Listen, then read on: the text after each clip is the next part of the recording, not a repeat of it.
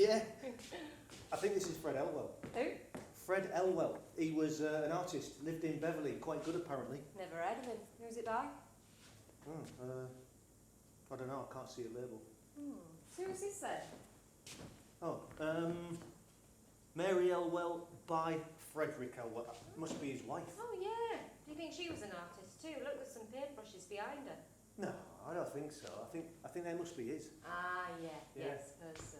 He painted her quite a few times apparently. Did he? Yeah. Well, she looks nice. Happy. Well, I'm not surprised. Being married to a wealthy artist must have had its perks. Yeah. Oh, lovely. Here, what's next?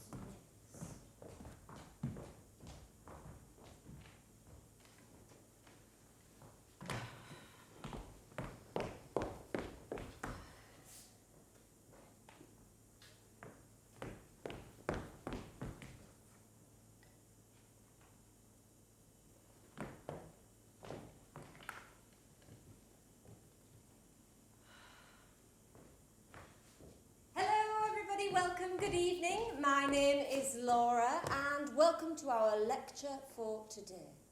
Only joking. It's not a lecture. We're going to tell you a story. And this story is a love story. It's a real story.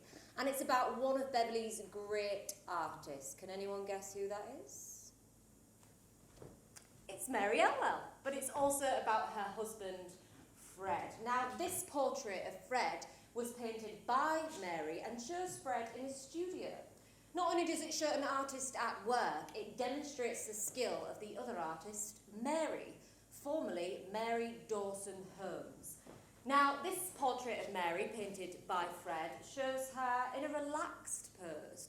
She's taken a break from her painting, but she is shown as an artist by the tools of her trade behind her.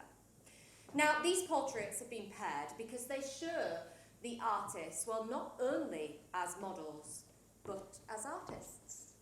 Now for a bit of theatre magic.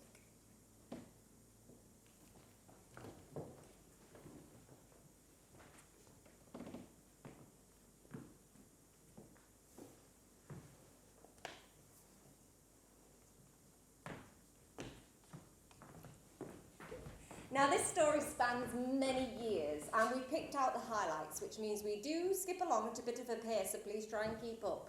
Blink and you might miss a decade. Now Mary was only 5 years old the first time she made profit from her art. She used to get her friend to do sums for her in exchange for a drawing or two. Fred and Mary were prolific painters. There are more than 500 of their paintings in galleries and private homes around the country. Fred was described as a pre-eminent painter of domesticity. He was the best at what he did. Whilst Mary was known for her inhabited interiors, she painted those lovely works of rooms in the house. Now, as I said, Mary started very young, and we'll hear more about Mary later, but right now we're going to focus on Fred's student days, when he studied in Belgium and France in the late 1880s. Now, Fred was one of 6 children born in Beverley to Annie and James Elwell.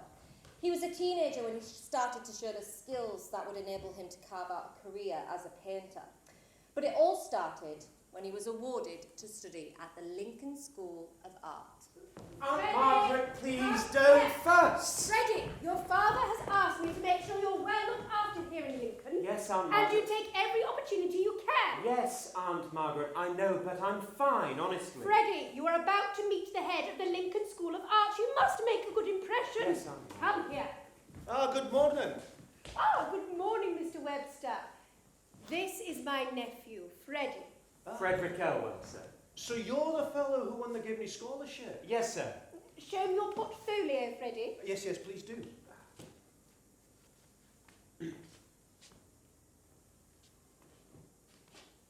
Remarkable. He won the Queen's Bronze Medal with that. It's called Still Life with Fish, sir. Still life with fish. Mm-hmm. Well, you'll never make a poet, Elwell, but you'll make a fine painter. Painted with such remarkable fidelity, such vigour and directness. I would not be surprised if you told me that you had studied under Rembrandt himself. However, You will study French Impressionism under my tutelage. Degas. Degas, Renoir, Pissarro, Monet. Manet. and Cézanne. Artists that can capture a glimmer of light, or the swish of a cloak, or the mere glance of a brush upon canvas. Glimmer of light. But when I finish with you, I would expect you to further your education on the continent. Europe. Oh, the Antwerp Academy, Freddie! Welcome to Antwerp, Monsieur Elwell. Please call me Fred, Madame. Madame Rousmelin. Delighted to meet you. Are you with the Academy? No, I am here to cater for your other needs. My other needs. Yes, board and lodgings, painting, drawing materials, gowns. Girls.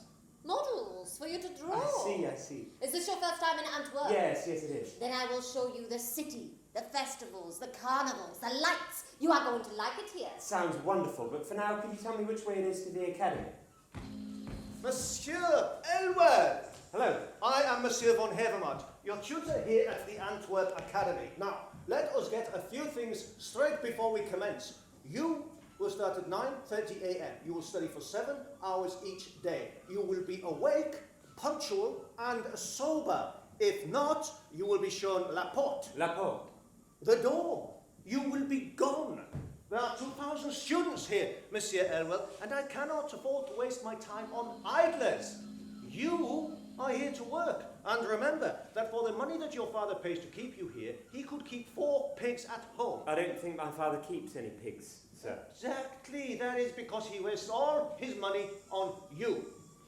Now, when I have finished with you, I would suggest that you further your education at the Académie Julien, Paris. Ah, bienvenue à Paris, Monsieur Elwell. Wow. Oh, bonjour, madame. Leonie, please. Oh, and you are going to paint me? Oh, well, perhaps. Oh, very good. And you have accommodation, Monsieur Elwell? Yes, myself and my friend Claude have rooms on the Rue de Compagnon Pommer. Oh, Montparnasse, c'est bon. And who will be your tutor? Monsieur Bergerot? Ah, oui. Then you'll soon be able to master the art of flesh tones. Flesh tone. Oui, the pearly smooth and enameled finish of naked flesh. Naked flesh. Oui, Monsieur Bergerot is revered for his paintings of nudes. You have painted nudes before, oui? Oh, well. Ah, there's a first time for everything. And you will paint me. But not today. Today I will show you Gay Paris, the cafes, the theatres, the drinking clubs. Drinking clubs. The Moulin Rouge.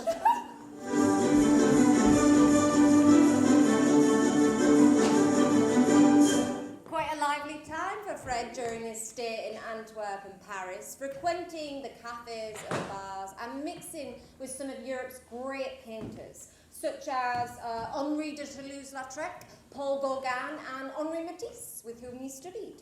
1890s Paris was electric, and Fred was in the middle of all of this. It was a place of romance, theatre, art and music, endless possibilities. But Fred's ambition was to have his paintings accepted by the Royal Academy, and at the end of his studies he moved to London to begin his uncertain career as a painter.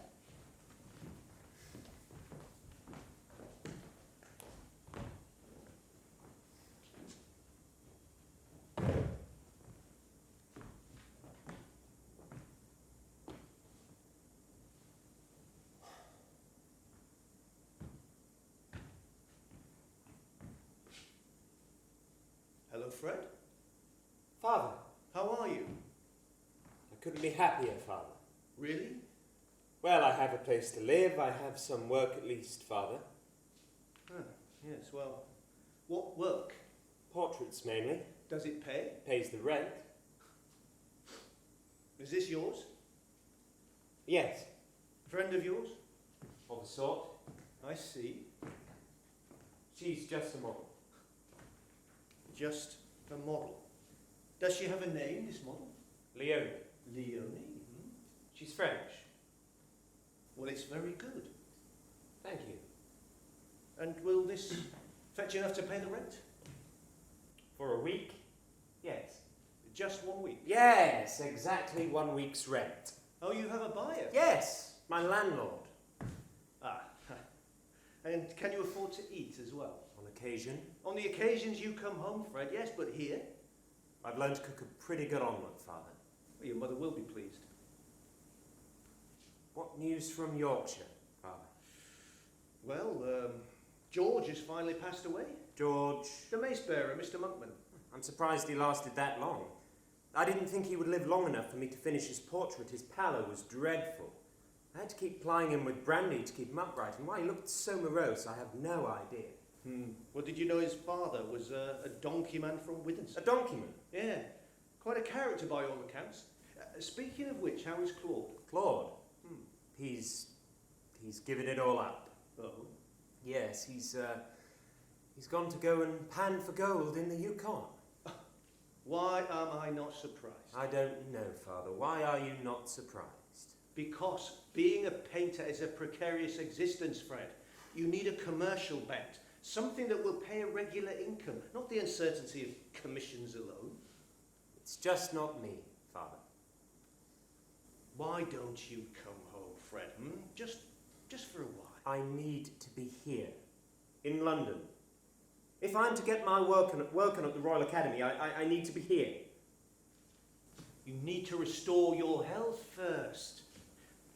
I hear that Mr. Mills is putting his houseboat out to rent. The Calathumpian? Yes. Now, I thought that it might make for a rather interesting little getaway for you. A painter's retreat sort of thing, on the river. It sounds idyllic, Father, but I need to be here. You need a breath of fresh air, Fred. Away from the city. Spend some time in East Yorkshire. Get out into the countryside. It's been 8 long years, Fred. Come home. Look, let's discuss it over a drink. There's a rather good coffee house nearby. I'd rather discuss it over a pork pie, Father. Then a pork pie it is. Come on. Tempted by a pork pie, and who wouldn't be, and an idyllic life on the river, Fred decided to move back to East Yorkshire for an idyllic life on the river, and he took up residence on a houseboat, the Calathumpian, painting and selling landscapes to curious and excited visitors. Oh, is that you, Maud? It is. What a landscape. I have big skies and clear views. Oh, Freddie really captures the spirit of East Yorkshire, doesn't he? Among other things. Whatever do you mean? Hearts and minds too. I've merely bagged a painting, Maud. And a painter with it. He asked to paint my portrait, nothing more. Miss Edith, may I paint your portrait? Maud? Miss Edith, possessor of beautiful eyes. Is that what Freddie said? Yes. Oh, Maud, really? Well, why not? He's tall, slim, handsome, and... And what? he lives on a boat. And he is free to roam wherever and with whomever he pleases. And I'm sure his many attributes put him in good stead with the ladies. I'm sure. Oh, do you know there's a party at Wansford Manor tonight? Oh, really? Who's going? Well, Ralph and I are going, Ellen Francis, Dr. Munro, Dr. Turton, and Freddie will be there too. Will he have time? I'm sure he will. There's quite a queue of customers standing by his boat. Oh, they say he has changed greatly since he went to Europe. Changed how? More mature, more worldly wise, more bohemian. Well, I can see how bohemian he is. He lives on a boat of all things. And he sails up and down the river, painting with his board balanced on his knees. Doesn't he get seasick? On the river hull, it's flat calm. And anyway, when he's not on the river, he's out on the open road in his gypsy caravan. He isn't. He is. I think it's rather eccentric, actually. But rather dashing all the same. So you'll come to the party then? Am I invited? Of course. Then yes. Yes, I will. See you at 6. See you then. Eventually, Fred settled back into his hometown of Beverley, where he took a studio on Wood Lane. This is where he began painting some of the works which he is so well known in these parts. It wasn't long before he was catching the attention of the local press, as well as the ladies. Mr. Elwell. Hello. Kate Hobson, Beverley Guardian. I had an appointment to interview you about your work. Yes, just a moment. Can I get you anything? No, thank you.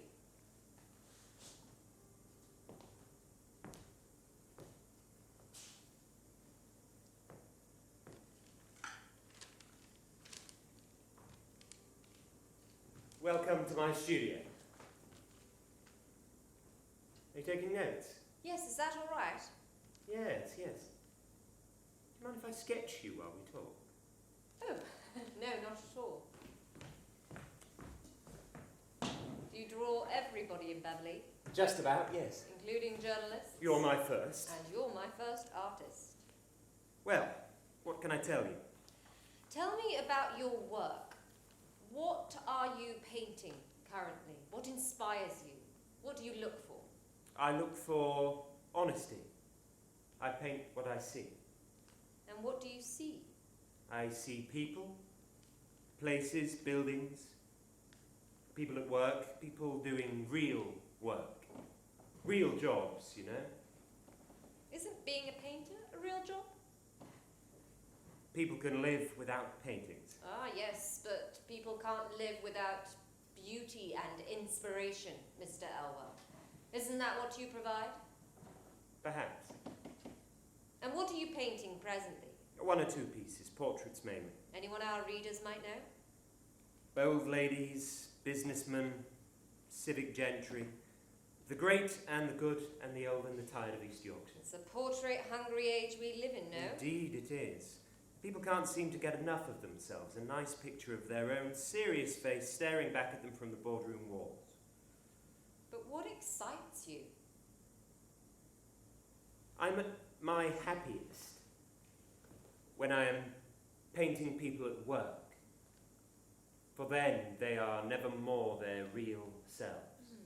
It's very domestic. Domestic? Yes. And this is your office? My studio? Ah. Yes, it's a little untidy, but that's how I like it. You like it to be untidy? I have no fancy for the gentility of the drawing rooms. I like to sketch where I please. On my screens, on the walls, on my canvases, anywhere there's a blank space. You can't do that at home. No, of course. And Can I help? I'm looking for Mr. Elwell, the painter. You found him. Well, I understand you're a portrait painter, and a rather good one at that. Well, yes. How can I be of service? Well, I'd like to commission a portrait. I can come back later. No, stay and report on another commission for Fred and Mary Elwell. Well, I've seen your work, and I have to say I'm really rather very impressed. Thank you, Mr. Holmes, Alfred Holmes of George Holmes & Co. Delighted to meet you, Mr. Holmes. Likewise, Mr. Elwell. So when are we looking at? When? For the portrait, yes. But is this afternoon any good at all? This afternoon. Just for an initial look around, discuss the painting, price, etc. Ah, yes. And where would you like the portrait to be painted? Well, I mean, at home in Beverley, if possible. I can come round at 3 o'clock if that works. Well, that would be most suitable. It's 250 guineas, by the way. Yes, of course. 3 o'clock then, Westwood Road. 3 o'clock, Westwood Road. Yes. Well, that was much easier than I thought. 3 o'clock. Congratulations. For what? Another commission. Another dull businessman's portrait. Look, I'm sorry, I really do need to dash. Can you see yourself out? Of course. Be on my way. Cheerio. Kate Hobson, Beverley Guardian, 14th of May, 1904. Beverley Artist captures forever the everyday domesticity of the town. If you wander down Wood Lane, you might be lucky enough to bump into Fred Elwell or one of his models that he paints as they go in and out of his studio. This is where I was fortunate to meet the Beverley artist at work. Mr. Elwell's studio is awash with paint. He likes to paint where he stands and is often working on preliminary sketches of various paintings. I managed to get a peek at one of his most recent works, Potboy, inspired by his daily visits to his favourite luncheon venue, the Beverley Arms Hotel. The cheeky young employee is polishing the brass and copper pots and is lit glowingly against an ambient darkness, a hallmark of Mr. Elwell's skill of representing the play of light on canvas. I'm sure we will be treated to more works from Mr. Elwell in the years to come. Well, thank you for coming at such short notice, Mr. Elwell. My pleasure, Mr. Holmes. So is this your travelling studio? Partly, yes. So how does it work? What's your process? Well, I get to know the sitter a little. We agree the pose, discuss what's best to wear, give off the right impression, that sort of thing. And then I'll make some preliminary sketches here in my sketchbook, and then I'll work up the canvas and oils. You make it sound easy, Mr. Elwell. Each to their own, Mr. Holmes. Might I ask what it is that you do? Oh, yes, I'm an oil broker. My offices are in Hull, by the river. By the river? That might make an interesting backdrop for your portrait. Perhaps you could show me. Oh, no, I don't think that would work. You see, the Or portrait... in front of the building, or at your desk, perhaps. I'd be happy to come and see you there. No, it has to be here. Here is fine. Perhaps I could get you by the fireplace. Yes, a roaring fire. Mr. Elwell, Yes. you are not here to paint my portrait. Oh. Well, whose portrait am I painting then? My wife's. Ah. I see. Not a portrait of you for the boardroom walls, then? Heaven forbid. I had assumed that... That it was another boring businessman's portrait. Yes. No. What I meant to say was that most men of industry I meet would rather have a picture of their ships on the walls than their wives. Quite. Mary. Perfect timing. This is Mr. Elwell. Mr. Elwell, this is my wife, Mrs. Holmes. Very pleased to meet you, Mr. Elwell. And I'm very pleased to meet you, Mrs. Holmes. Mr. Elwell was just explaining his process, dear, how he works and what we can expect from him. And what are we to expect from you, Mr. Elwell? Well, satisfaction, I hope. Mrs. Holmes? Well, I do have some paperwork to finish, dear, so I will leave the two of you to get to know each other. Well, I'm not sure how you would like to paint me, but I can show you some of our other rooms so we can get the right setting. Here is perfect. Well, let me just give this basket to Elizabeth. No. Keep hold of it. Keep hold of it. Yes, keep hold of it. I like it. It works. I like you just how you are. Exactly how you are. No, don't move. Have we started? We most certainly have. You are very decisive, Mr. Elwell. Please call me Fred or Freddie. Freddie. Or Fred. Very well. Fred.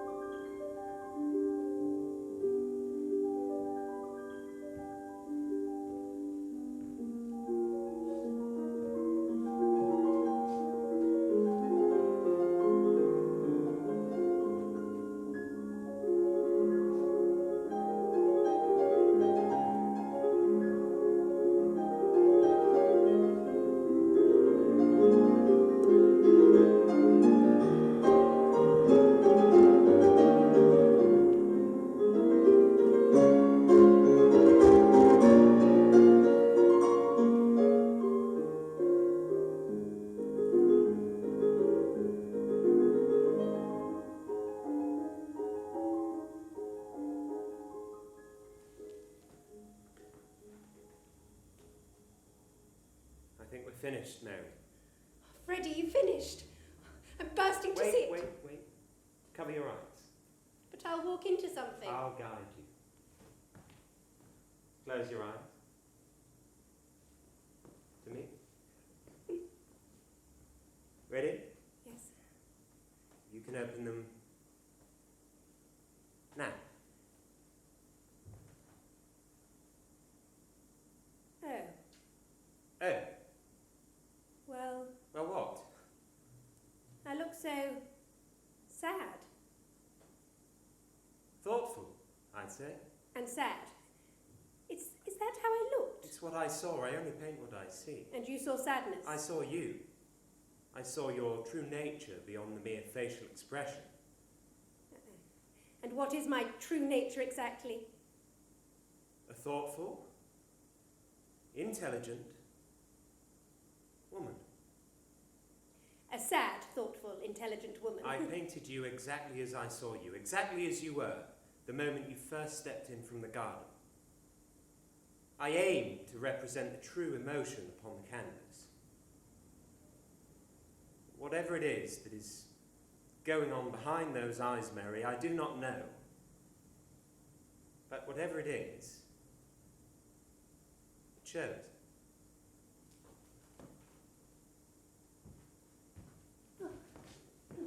I say, Freddie, you have surpassed my expectations. You approve, Alfred? Indeed, I do. Do you? I look so sad, but it will grow on me. Well, perhaps a little melancholy, perhaps a little demure, but not sad, no. I would say it's the perfect expression, the perfect pose. Perhaps you're right, Alfred. Thank you, Freddie. Well, I'll leave you two to discuss it in private. I'll be back in the morning. I'll settle the final account then. Thank you. Well, till tomorrow then. Alfred? Mary? Well, Well, what? what do you really think? I do like it, honestly. Really? Well, it's just not how I'd have done it. If you'd wanted a self-portrait, Mary, we could have saved a few guineas. That's not what I meant. And what's your opinion of Mr. Elwell? My opinion of him. Yes, well, he's been coming here for the past 8 weeks. You must have an opinion. Well, he has very good technique, and I like his style. He uses the light very well. And that pose with the basket, it reminds me a little of one of Renoir's paintings. Well, you'll have to make do with an Elwell, Mary. If you'd wanted a Renoir, we could not have afforded that. But what do you think? Who, Renoir? No, Freddie. Well, he is rather charming, isn't he? Yes, he is, isn't he? I was thinking, perhaps we should invite him round for dinner. You know, as a friend. Yes, I'd like that. I thought you might. Well, I think I'll go down to the studio and work on a couple of pieces. Oh, which ones? Lake Como. I thought that was finished. It is. But Freddie gave me some advice. You showed Freddie your paintings. Yes. What did he say? Well, he was very impressed. He said that with a little reworking, they would be good enough to submit to the Royal Academy. The Royal Academy! I say, Mary Dawson-Holmes, artist. Oh, I paint a little, Alfred. I'm not an artist. I'm not like Freddie. Nonsense. You are an artist every bit as good as Freddie. Well, you just choose to do it for pleasure rather than money. And as soon as you accept that, you will just see how far you can go. The only women in the art world, Alfred, are models and servants. And what about Laura Knight? She is an exception. And so are you, Mary. So are you.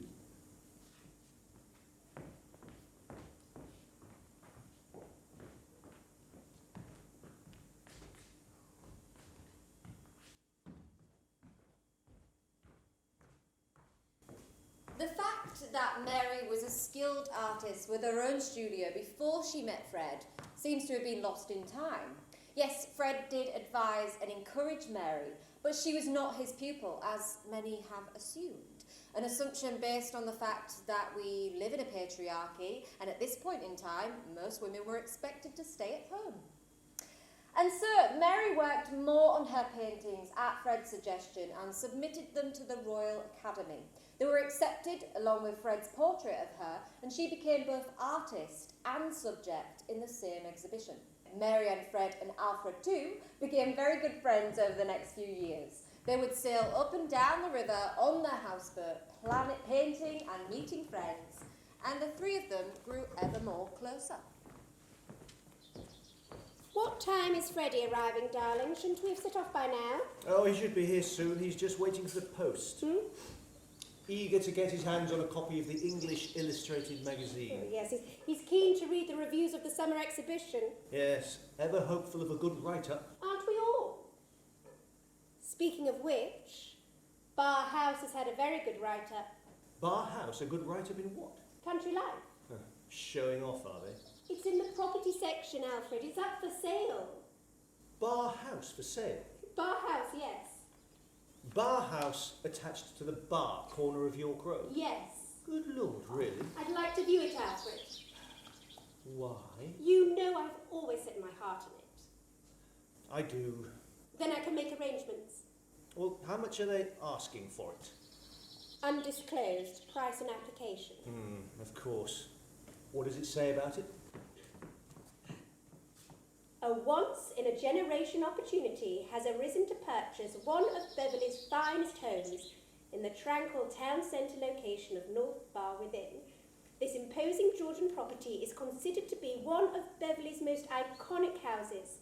Occupying this unique location, the house adjoins the 15th century North Bar, one of the town's most distinctive landmarks, and includes rooms above the medieval gate affording a majestic view along the historic North Bar Within. Alfred, are you all right? Yes. I think it's just a touch of indigestion, dear. Are you sure? Yes, yes. Don't fuss, dear. I'll be fine. Look, let's make arrangements to view Bar House, Alfred.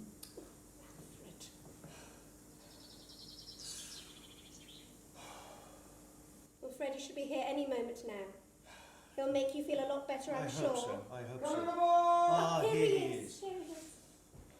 Hello, Both of Freddie. our paintings at the Royal Academy exhibition have been reviewed in the English Illustrated. Both of them? Yes, together, side by side. May I see? Yes. Take a look at that.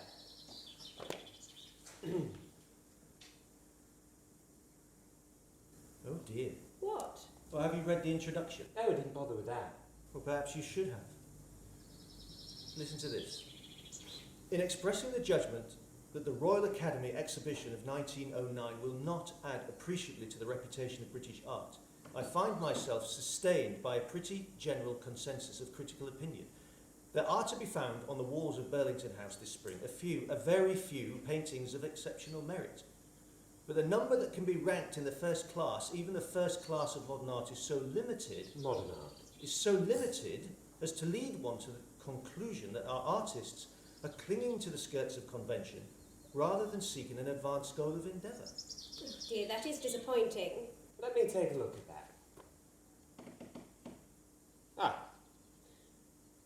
The highest achievements are once more to be found in portraiture. And one that will appeal to the hearts of all is Mrs. Mary Dawson Holmes's painting, Bereaved.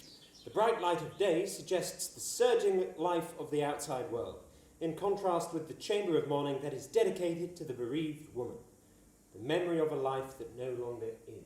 May I see? This picture, thank you, is reproduced on page 211 and with it a painting by Mr. Frederick W. Elwell, titled These and All Thy Mercies. Freddie, look, our paintings are shown together on the same page. We are in the home of a humble cottager, where reverence goes hand in hand with toil, and where the best traditions of the Englishman's home, however humble it may be, are preserved. Mr. Elwell's painting may, in its homely truthfulness, touch the consciences of more than one who sees it. Well, that is a relief.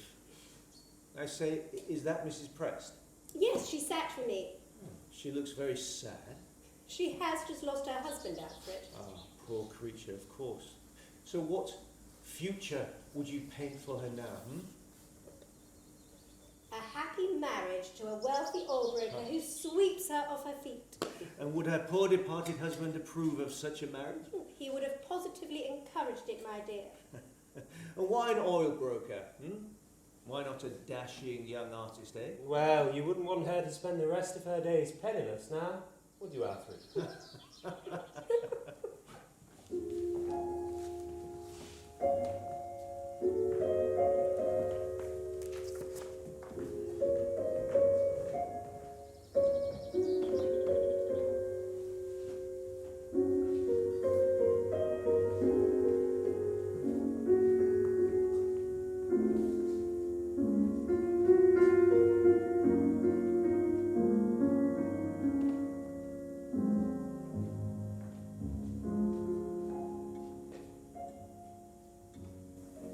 Some tea, Mrs. Holmes. Thank you, Elizabeth.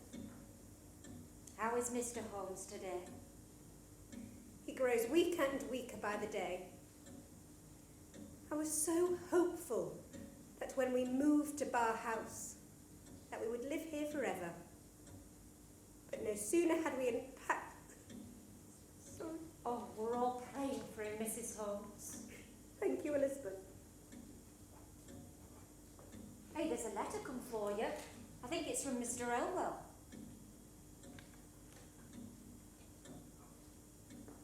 Yes, from Newlyn. He's having a grand old time by all accounts. Nice change of scenery for him. Yes. Elizabeth, would you mind reading it to me? I'm really not in the mood, but I think it will cheer me up. I'd be happy to, Mrs. Holmes. Thank you. Please.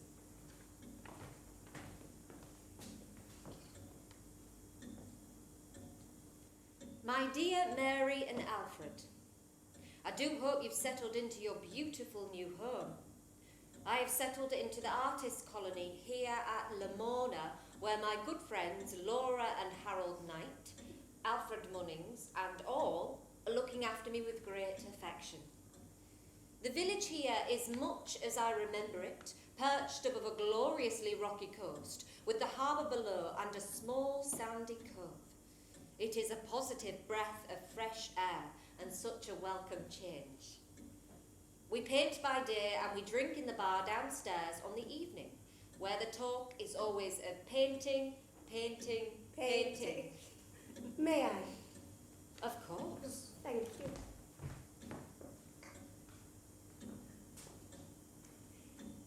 I have met a really rather inspiring chap we call the Professor, who has encouraged me to lighten my palette and put aside moralistic notions. I feel now that I shall paint only as my conscience dictates, with warmth and harmony towards my fellow men and women.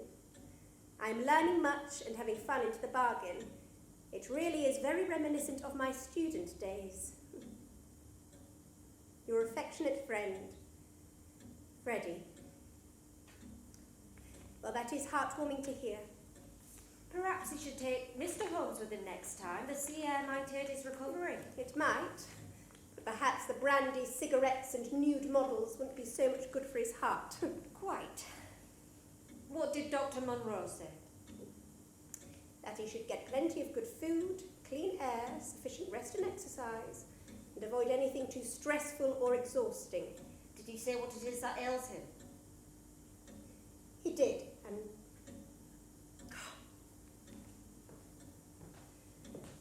We will make him as comfortable as possible, Mrs. Holmes, and we'll do everything we can for him. thank you, Elizabeth. I really don't know how I would manage without you. You don't have to, Mrs. Holmes. Elizabeth, would you take Freddie's letter to him? I think he would be delighted to read it. I must go down to the studio. Mr. Thompson's taking delivery of some canvases for me. Of course.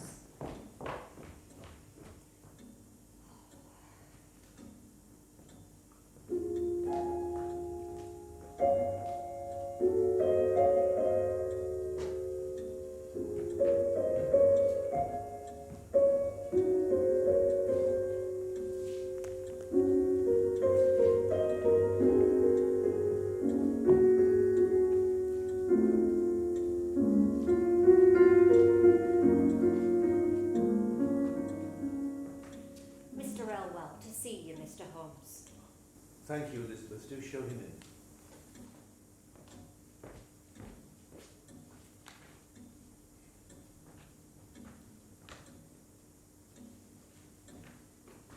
Alfred, Freddie, always a pleasure to see you. likewise, my friend. I do enjoy our chats. Then you will have to make the most of them. We all will. And you have to make the most of these sittings too. I intend to, my dear friend. Then please, do try to put a little colour back into my cheeks, would you? I say, have you ever painted a dying man before? I have, actually. Oh?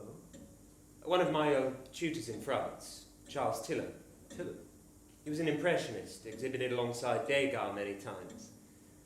I would catch the train from Paris to Rennes, where he lived. And we would sit, and I'd sketch, and we'd talk. But that's nearly 20 years ago now. And what is your current endeavour? I'm painting a scene of a young couple and their newly born child. A new life? Yes. My time in Cornwall gave me a fresh perspective. Excuse me.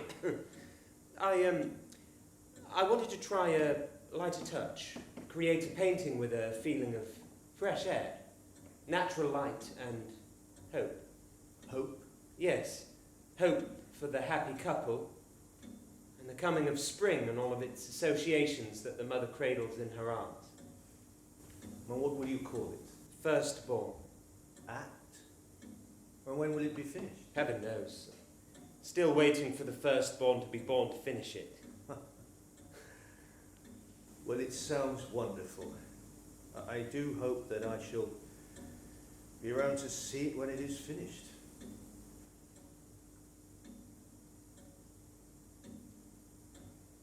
You know, Freddie, I do sometimes wonder how life might have been if we had been blessed with children. You and Mary. Yes. Well, perhaps you chose this subject because you are getting a little broody, Fred. Heaven forbid. Why would I want to waste, ruin even, a perfectly good life with children? Is it? What? A perfectly good life. It's as perfect as I could wish for. But there is no Mrs. Elwell. Fred. I'm married to art, Alfred. But you do hope one day to marry? If I ever find the right woman, possibly. Have you not? Not that I'm aware of. Are you quite sure of that, Fred? What about Mary? Mary? Mary who? Mary. Our Mary. Your Mary? There is a great tenderness between the two of you, Freddie. Well, yes. I do have a great affection for her, Alfred, for both of you. I know how very fond you are Alfred. of each other. I'm happy for it. It gives me great comfort to see the two of Alfred, you together. please. Fred, Mary is going to need someone to look after her when I'm gone. I will make arrangements for my affairs to be settled. My shares in the business will be sold. And Mary will benefit from a generous pension for the rest of her life. And Elizabeth will remain to look after Mary. But as for the affairs of the heart, Mary will be alone, and I fear for her. What are you saying, Alfred? Fred, I would like to ask you a dear favour, as a close friend. I would like the two of you to marry as soon as propriety... Alfred, she's your wife. And soon to be my widow.